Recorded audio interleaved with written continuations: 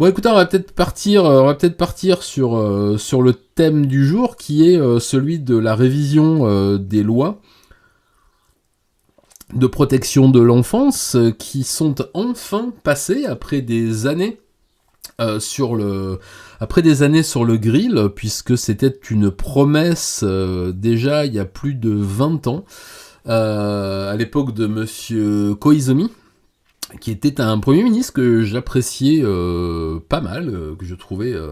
alors qui appartenait lui aussi au Jiminto, donc le parti libéral qui est en place depuis quasiment la fin de la guerre, mais il avait une approche de la politique qui me plaisait assez. Je trouve qu'il était franc, direct, qu'il a entrepris des réformes de fond, notamment sur la fonction publique, sur la poste, sur l'enseignement, il a voté les crédits pour la médecine psychiatrique, pour la pédopsychiatrie, pour la détection des maladies infantiles. Il a vraiment fait beaucoup de choses, c'est quelqu'un que j'aimais beaucoup, et j'ai découvert plus tard, non d'ailleurs tout de suite, pourquoi, c'est que c'était un gros fan de heavy metal, et ouais, il avait même les cheveux mi-longs. Je suis sûr que vous l'avez déjà vu, c'était un monsieur avec un visage assez fin et des cheveux gris, et maintenant qui sont blonds, mi-longs, qui était vraiment un mec super. Son fils est en politique. Oui, il s'est engagé plutôt de l'autre côté, on va dire que le parti au pouvoir est un parti de centre-droit, et que l'opposition, c'est un parti de centre-gauche, quoi. Mais enfin, c'est à peu près la même chose. Salut Adri! Et bienvenue, ça fait plaisir. Hey, salut frérot, ça y est, t'es rentré de Leclerc? Ça s'est bien passé, pas d'attaque, rien, tranquille, maman va bien. Ok, installe-toi, ça fait plaisir. Du coup, Monsieur Koizumi avait lancé ce grand projet de réforme des lois de protection de l'enfance, parce que on était en pleine période de l'explosion des internets, et que on commençait à trouver des prédateurs un peu partout, on commençait à avoir des problèmes de harcèlement par texto, parce que c'est le début des smartphones aussi, la fin des années 90, et des smartphones, oui, c'est le début des smartphones, pardon. Du coup, ces lois avaient été lancées. Ensuite, Monsieur Koizumi n'a pas pu se représenter. Il a été remplacé par Monsieur Mori, si je ne m'abuse, qui est en ce moment englué dans des affaires de corruption par rapport aux Jeux Olympiques. Ah, ça fait plaisir. J'ai toujours trouvé que c'était une tête d'enclume, mais il mérite bien. De toute façon, il a bien mérité. Ce que je voulais dire, c'est que voilà, Koizumi avait lancé ces lois, déjà ces projets de loi il y a longtemps. La première était de modifier l'âge légal du consentement. On va commencer par ça. Je vous passerai un petit extrait. Bon, c'est juste pour illustrer, pour vous faire voir que, en fait, je suis pas tout seul à l'écran, mais on s'en fiche un petit peu. En fait, c'est le compte rendu du porte-parole du gouvernement qui donne le délibéré des lois. Je vais vous le balancer, et après je vous en parlerai un petit peu. Je vous dirai un peu ce qui s'y dit, et vous me direz si le son n'est pas trop fort d'ailleurs. 全会一致で可決されたこの法案は、罪名について今の強制・準強制性交罪から不同意性交罪に変更し、同意のない性行為を犯罪と明確化します。性行為についての同意を判断できるとみなす性交同意年齢を Vous voyez en bas que l'âge a été remonté à 16 ans. Le son est bien, bon, c'est cool. L'âge légal du consentement passe de 13 ans à 16 ans. Je laisse Adam finir, on en parle. Ça, c'est la durée de... Après, il y a la durée, la peine planchée, de prison pour les agressions S. 性被害と認識できるまでの時間を考慮してさらに遅らせるとしています。 Et je suis très heureux de voir que ces mesures sont applaudies, parce que ça faisait vraiment pas l'unanimité. Je me remets en full screen, allez hop, ma sale tronche comme ça. Et ça faisait vraiment pas l'unanimité, et donc en gros ce qui s'est passé, c'est que l'ensemble des lois qui avaient été présentées par l'opposition il y a quelque temps, et qui étaient défendues par une certaine partie de la majorité du Jiminto, avec tous les partis alliés, Komeito, etc., traînée donc depuis... elle aurait dû être votée même avant Monsieur Koizumi.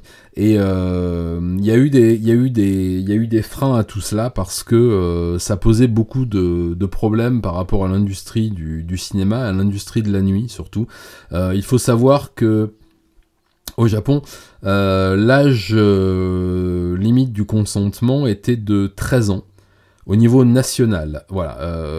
Ce qu'il faut savoir, alors on en avait parlé pendant un live chez Ici Japon avec Tev et Mitsu.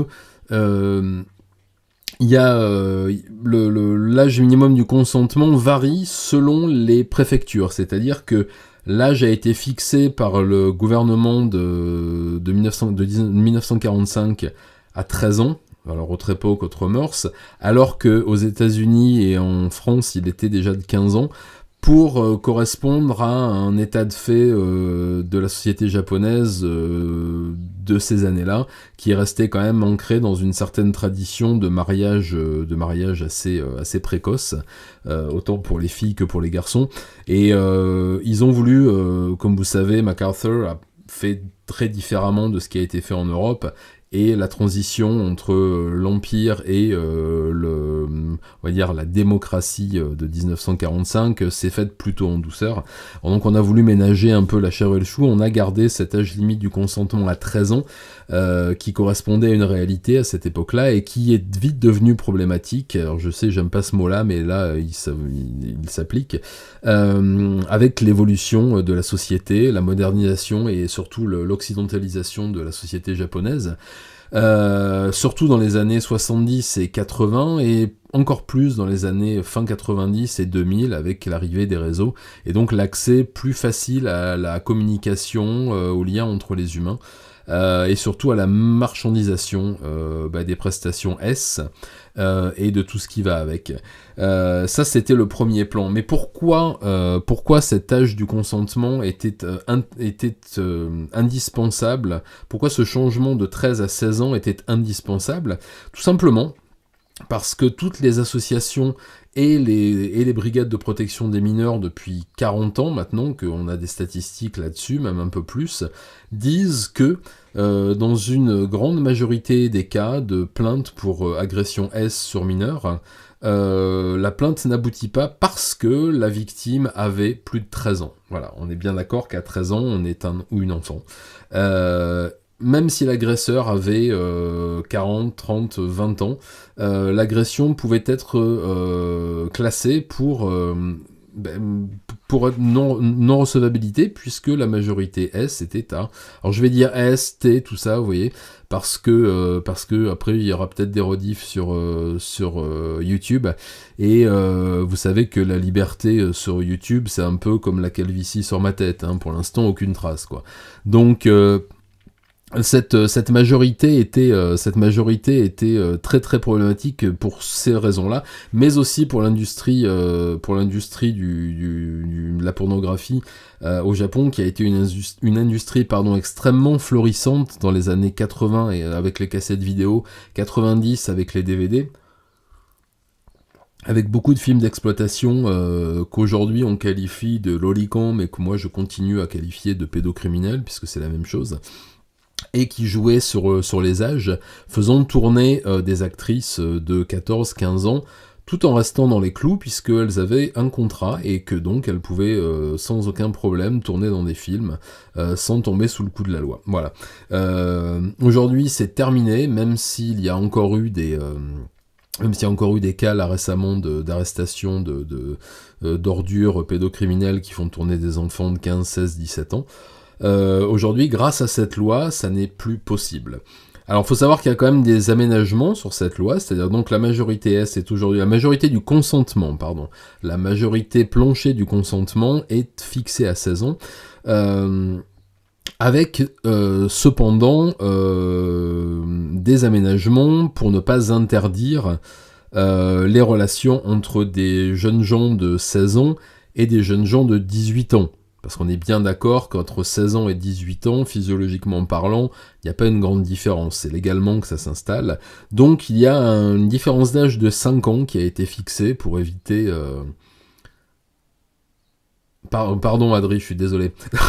Voilà, on a fixé une date, une barrière de 5 ans pour éviter de rentrer dans des procès idiots, Je veux dire, tant qu'on est sous le règne du consentement, c'est-à-dire une relation entre deux êtres humains, Homo sapiens sapiens, de 16 ans et plus, tant que la personne de 16 ans sera avec quelqu'un qui a 17, 18, 19, 20 ans, 21 ans, la loi ne rentrera pas en ligne de compte. Par contre, au-delà, il est quand même prévu des restrictions pour les personnes de plus de 25, 26, enfin voilà, la loi s'est faite de telle façon qu'on garde quand même un garde-fou par rapport à ça, et ça je trouve ça très très bien.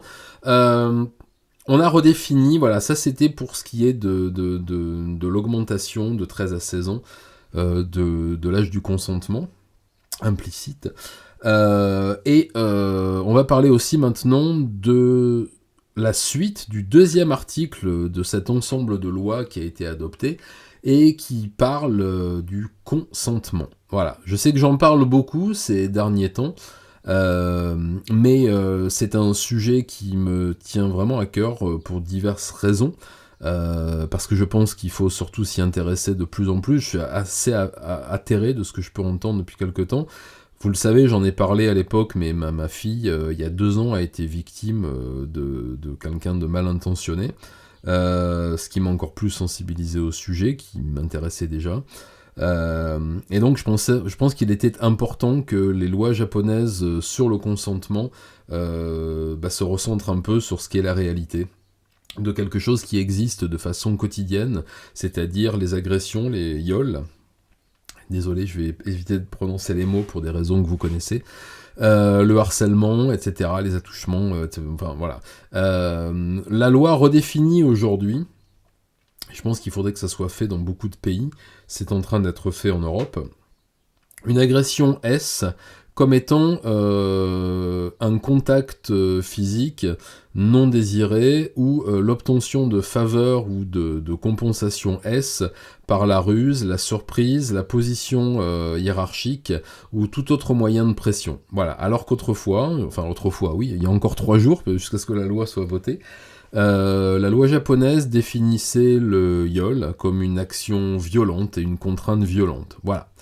Et ça, je trouve que c'est une avancée absolument phénoménale qui va changer beaucoup de choses, qui va peut-être permettre enfin à des gens qui ont été victimes de ça de se réveiller, de porter plainte, de faire des actions communes. J'ai vu que le vieux Johnny, là, qui malheureusement est mort, donc pas le même Johnny, un autre, Kitagawa, se retrouve aujourd'hui au centre, malheureusement il est mort, mais pas malheureusement, enfin je me comprends, vous aussi, il ne pourra plus répondre de ses crimes, enfin toutes ces anciennes petites victimes qui à l'époque avaient 10, 12, 13, 14, 15 ans, qui en ont aujourd'hui 30, 40, qui ont été détruits par cette ordure, peuvent enfin parler parce que les lois changent.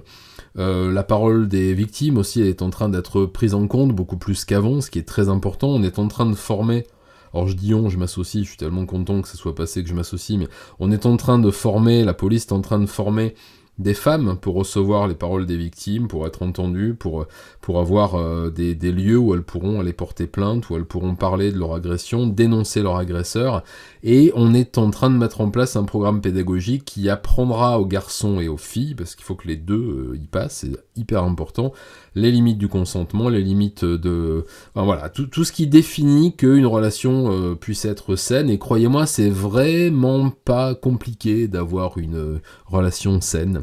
Voilà, il suffit d'être, consentant et content des deux côtés. Et quand une dame dit non, en général, ça veut dire non, mais visiblement, c'est pas encore clair pour tout le monde. Là, au moins, la loi redéfinit les contours, et comme tu dis, Swan, effectivement, il y a des manipulations et des abus de confiance qui, jusque-là, étaient considérés comme normal, vas-y, il l'a pas violé non plus, gna gna gna. Vous savez, c'est ce qu'on appelait en Europe et en France plus particulièrement la promotion canapé. Ça a toujours fait rire les gens en me disant, voilà, j'ai toujours entendu moi quand j'étais plus jeune, celle-là, on sait comment elle a réussi, ha ha ha ha. Ce qui est, allez, je vais arrêter. Cette promotion canapé existait toujours. Je vous en avais parlé dans une de mes vidéos. Ou moi-même, quand j'étais employé dans une grande entreprise d'édition, la Kodansha, pour pas la nommer, je voyais régulièrement des abus de tout genre s'opérer autour de moi, des supérieurs hiérarchiques qui profitaient de leurs secrétaires, pas pour les yoler, hein, pour juste, enfin, si, mais enfin, comment dire, pour obtenir des faveurs qui étaient lourdingues le matin. Ah, votre jupe est bien jolie, gna gna gna, venez avec moi dans mon bureau, et cette jupe aujourd'hui elle est un petit peu courte quand même. Et enfin, voilà, vous connaissez un peu la ritournelle, malheureusement. Et j'ai lu certains commentaires qui me disaient oui, mais si t'as rien fait, t'es aussi coupable qu'eux. Je sais que c'est compliqué à dire, mais lorsque vous êtes, je vais pas trouver d'excuses, je vais juste vous expliquer pourquoi à cette époque-là je ne pouvais rien faire parce que et que personne ne faisait rien, parce que vous êtes dans un système qui fait que même si vous faites quelque chose, il ne se passera rien. Voilà, moi je suis allé parler, j'avais ma secrétaire, alors je travaillais au bureau de Nakayoshi, qui était un magazine de prépublication de manga pour filles, et donc c'était très féminin comme équipe, et mon assistante, Megumi, était victime justement du rédacteur en chef à maintes reprises. Moi, tout ce que je pouvais faire, c'était lui parler, lui dire d'échanger avec... Ouais, il y a peut-être un petit décalage, alors pardon, je vais faire un petit break, il y a de l'orage. Bon, c'est pas grave, je vais reprendre mes histoires. Et donc une fois de plus, comme je vous ai dit, moi à l'époque j'étais résident au Japon depuis 5 ans à peu près, j'avais mon permis de travail, je commençais mon boulot dans cette grosse entreprise, je savais très bien que si j'ouvrais ma mouille, je serais viré immédiatement, que la personne que je défendais serait virée, et moi c'était pas très grave, je pouvais retrouver du travail, même si j'aurais peut-être eu des ennuis. En tout cas, les personnes qui étaient visées par ces problèmes-là auraient très certainement eu des gros problèmes. C'est d'ailleurs en partie, hein, pas uniquement, mais c'est d'ailleurs en partie pour ça que je suis parti de Kodansha au bout de 2 ans pour monter ma propre boîte. Parce que, comme beaucoup de grosses entreprises japonaises, c'est des zones de non-droit absolu, c'est-à-dire que le supérieur hiérarchique a à peu près tous les droits sur vous. Je vais pas dire de vie ou de mort, mais presque, parce qu'il peut vous pousser tellement à bout que vous pouvez mourir de différentes façons. Je sais que c'est cruel à dire, mais c'est arrivé. J'ai vu, moi, dans les étages du bas, parce qu'on est très dans une organisation pyramidale dans tous les sens du terme, enfin pas dans le sens que vous entendez, mais c'est-à-dire que les secrétaires, les manutentionnaires sont en bas dans la tour de Kodansha, qui est à Itabashi, près du temple de Gokokuji. Et plus vous montez dans les tours, plus vous avez les bureaux, plus vous avez les strates hiérarchiques supérieures, et il se passait des choses absolument terribles. Enfin, voilà, j'ai dû partir, je me supportais plus d'être là-bas et de voir tout ce qui se passait. Donc je suis parti avec mon associé, entre guillemets, qui travaillait avec moi au même bureau, on a monté notre boîte, mais ça c'est une autre histoire. Voilà. Donc ça me ramène à ce que je vous disais sur les lois sur le consentement. Il y a également un alourdissement des peines planchées.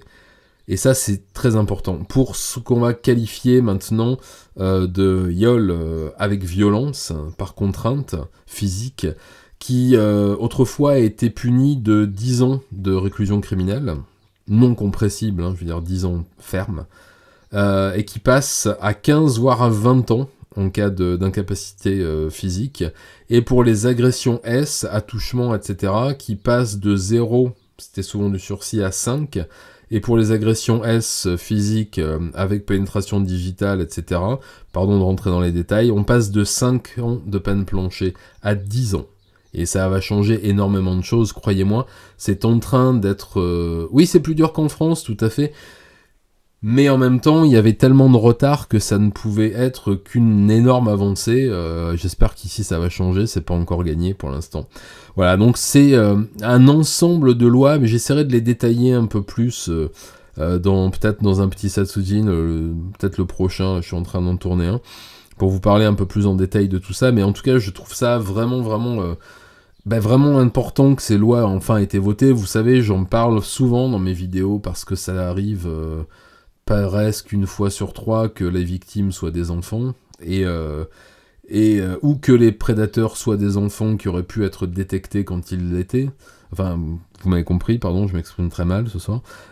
Et donc, je pense que ces lois qui ont en plus un encadrement pédopsychiatrique extrêmement important, puisqu'il y a une fois de plus un peu de budget qui a été voté, mais quand même, c'est du budget, on va pas se plaindre, pour les détections précoces. Ça me semble être une avancée majeure. C'était réclamé depuis des années. Le Parlement n'a pas vraiment changé. Les dernières élections ont reconduit au pouvoir des gens qui viennent des mêmes partis. Même si on a quelques entrées peut-être de parlementaires un peu plus jeunes, on reste quand même sur une base, vous l'avez vu sur les images, de gens qui ont un certain âge, voire un âge certain. Mais la pression est telle que ils ne pouvaient plus refuser de voter ces lois-là. Maintenant, il y a d'autres lois qui devraient être mises au Parlement, qui ont été retoquées plusieurs fois et qui sembleraient intéressantes à envisager. Je vous en parlais la dernière fois. Il y a toutes les lois qui concernent plus le sociétal, c'est-à-dire des lois, par exemple, une chose toute bête, avant de rentrer dans un autre sujet, c'est le Pax n'existe pas au Japon. Vous n'avez pas d'équivalent de Pax. Vous avez le mariage ou rien. Et il y a beaucoup de jeunes qui le demandent parce qu'ils n'ont pas envie de se marier, sachant que c'est extrêmement compliqué de divorcer au Japon. J'en sais quelque chose. Et ça, par exemple, ça pourrait être quelque chose de positivement intéressant à faire. Toutes les lois de mariage pour tous aussi, qui sont une réalité au Japon, alors qui représentent une très petite communauté, je suis tout à fait d'accord, mais qui est quand même en attente pour certains et qui se voit à chaque fois refuser. Ce qui n'est pas non plus quelque chose de très compliqué à faire. Enfin voilà, il y a beaucoup de choses sur lesquelles l'émancipation, notamment, alors, l'âge de la majorité est passé de 21 à 20 ans, puis de 20 ans à 18 ans, c'est déjà pas mal, je pense, notamment pour ce qui est du droit de vote, ça aidera peut-être à remplacer un peu la classe politique extrêmement vieillissante au Japon. Croyez-moi, en France, à côté, c'est vraiment des gamins, hein. En tout cas, tout ça me semble aller vers quelque chose de très très très positif. Il y a en ce moment à l'étude des lois concernant justement aussi la protection des minorités qui sont mises à l'étude. Alors je sais que ça fait hurler plein de gens dans les commentaires quand j'en parle, mais c'est compliqué pour les gens, dans mon cas par exemple, j'ai été pas un réfugié, un immigré pendant 24 ans. Et effectivement, j'ai ressenti à maintes reprises que j'avais pas de droit, que j'avais...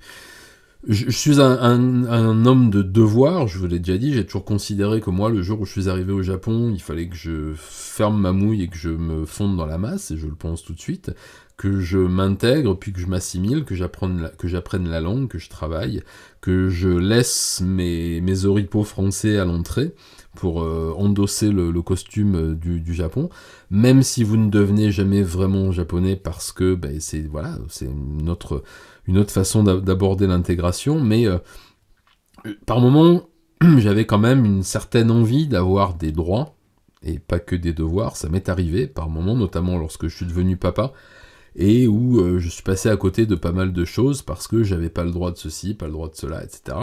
Je m'en suis rendu compte quand je me suis fait arrêter pour des problèmes de visa à l'aéroport, où je suis parti en détention pour une bête histoire de visa, mais bon, c'était comme ça. Je me suis aperçu que j'avais qu'à la fermer, et que j'ai pas beaucoup de droits. Je m'en suis rendu compte lorsque des amis à moi vietnamiens ont eu des problèmes aussi. Un ami vietnamien qui se mariait avec une camarade japonaise a eu beaucoup de problèmes de discrimination entre guillemets qui frappe beaucoup plus les populations asiatiques que les populations européennes, et je vous parle même pas des personnes noires. Là c'est c'est un peu compliqué, mais je pense qu'il y avait des choses à faire pour les minorités. Et Adri, tu dis oui, pour les personnes trans c'est pareil. Alors après il y a beaucoup plus de... Bon, on en pourra en parler un de ces cas, parce que justement j'ai un ami que ça touche de près et qui me posait beaucoup de questions là-dessus. On pourra en parler, c'est assez intéressant. Mais tout à fait, il y a beaucoup plus de tolérance pour les personnes LGBT au Japon qu'ailleurs, je trouve. Même si elles n'ont pas de droits reconnus par les lois, elles ont une acceptation par la population qui, au pire, les ignorent, au mieux, les acceptent. Il y a des femmes trans à la télé qui présentent des énormes émissions de divertissement depuis 20 ans, et qui sont des énormes stars. Vous en avez en France? Je ne crois pas. Et qui ne sont pas moquées, ni prises pour des phénomènes de foire, etc. Donc, je sais que madame, elle est ultra fan de ce genre d'une de ses présentatrices, dont le nom m'échappe, mais qui, voilà, c'est extrêmement accepté pour l'instant à la télévision française. Je ne connais pas de équivalent Michel Drucker qui soit un homme ou une femme trans, ou alors ça m'a échappé. Mais, ouais, enfin... Voilà, je pense que ça fait partie des lois qui vont arriver bientôt. Je pense que la loi de protection, je vous en ai souvent parlé, il y a des morts quand même régulièrement en détention dans les centres de rétention de l'immigration au Japon. Des morts mystérieuses, des morts par maltraitance. Il y a même un monsieur qui est mort en garde à vue dans un commissariat de police. Un étranger qui était en fin de visa, qui a été frappé à mort. Enfin voilà, il va falloir faire évoluer les lois petit à petit. Et je pense que le fait d'avoir baissé l'âge du vote de 20 ans à 18 ans va contribuer à renouveler la classe politique. Ça, c'est très important. En tout cas, aujourd'hui, je voulais vraiment vous parler de cette avancée là dans les lois qui me semble être quelque chose d'assez phénoménal. J'ai vu que certains d'entre vous m'en parlaient sur Twitter et sur Insta. Rassurez-vous, ça m'avait pas échappé, mais je suis très content que vous l'ayez remarqué.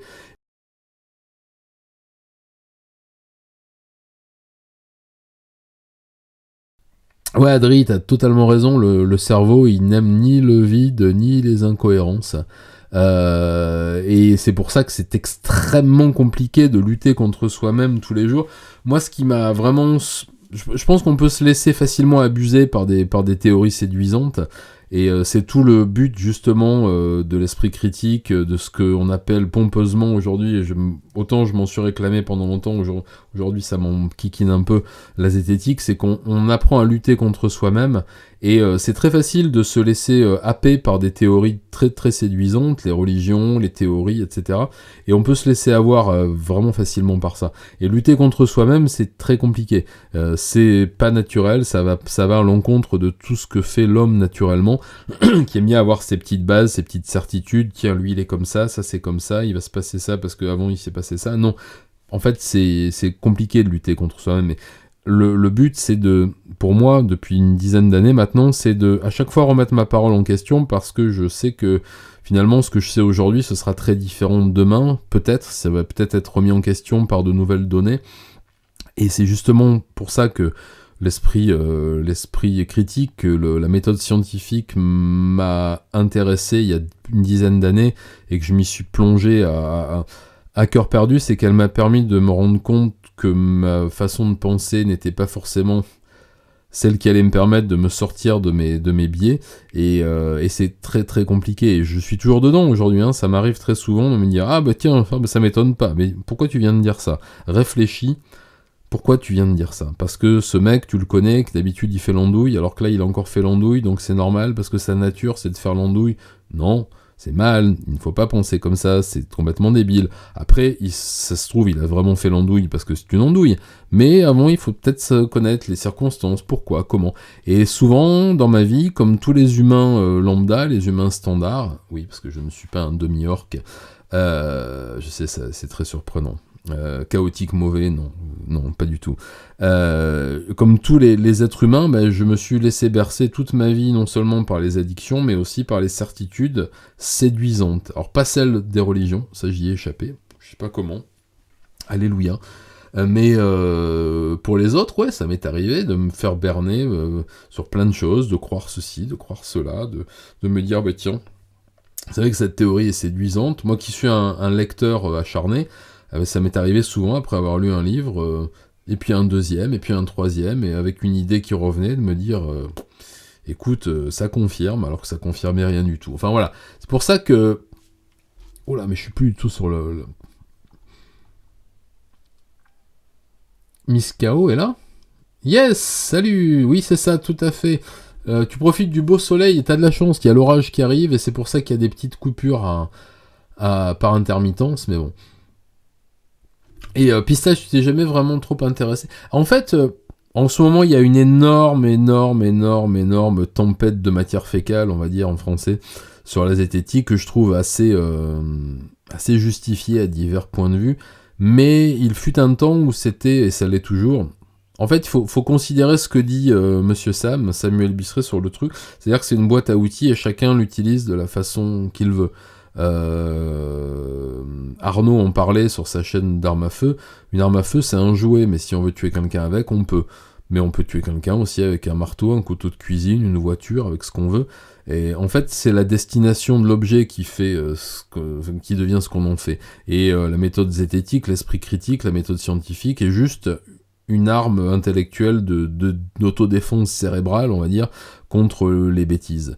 Et c'est vrai qu'au début, elle servait surtout à débunker les fraudes scientifiques, les croyances, les ovnis, les voyantes, les magnétiseurs et autres formes de charlatanisme. Et puis petit à petit, elle a glissé vers les sciences humaines, etc. Enfin, donc c'est un milieu qui est assez compliqué où tout le monde se tire un peu la couverture et où une certaine forme de militantisme est arrivée alors que ça n'aurait jamais dû arriver. Mais il n'empêche que la méthode en elle-même reste extrêmement valable et que je la conseille à tout un chacun, à tous ceux qui veulent sortir un peu de leur biais ou chercher à savoir s'ils en ont. C'est vraiment une très très bonne méthode et ça m'a permis de... Ah, Gothica, oui, mais c'est ça. C'est exactement pour ça que... Alors moi aussi, j'ai totalement arrêté d'écouter. Parce que c'est des chamailleries de cours de récréation. Et comme les gens qui se chamaillent dans ce milieu-là, je les aime bien. Tous. Presque. J'ai pas envie de prendre parti. C'est un peu comme dire à un enfant tu préfères ton papa ou ta maman. Les deux. Moi, quand Monsieur Sam et la tronche en biais, par exemple, se sont chamaillés, ça m'a fait bobo à mon petit cœur parce que j'aime les deux. Et j'ai pas envie de choisir, j'ai envie de continuer à regarder les contenus des uns et des autres. Quand Arnaud d'Astronogeek se fâche avec les autres, ça m'embête parce que moi je l'aime bien comme garçon, comme créateur de contenu. J'aime bien ce qu'il est, j'aime bien qu'il soit un gros troll qui adore pousser. Comme il dit lui-même, si on lui interdit de mettre les doigts dans la prise, il va y mettre la langue. Et moi j'aime bien les gens comme ça parce que on n'a qu'une vie et autant en profiter pour faire ce qu'on a envie de faire. Et Arnaud, encore une fois, n'est pas un garçon toxique, c'est un garçon très bien, intelligent, futé et qui sait ce dont il parle, et pas que en astronomie. Et tous ces dramas m'ont totalement cassé les pieds, pour rester poli, parce que j'avais pas envie que ces gens-là se séparent. Après, il y a une certaine branche apparemment qui était un peu partie déjà en cacahuète. J'en avais parlé, je crois, l'année dernière, à un moment, mais ça, c'est un autre problème.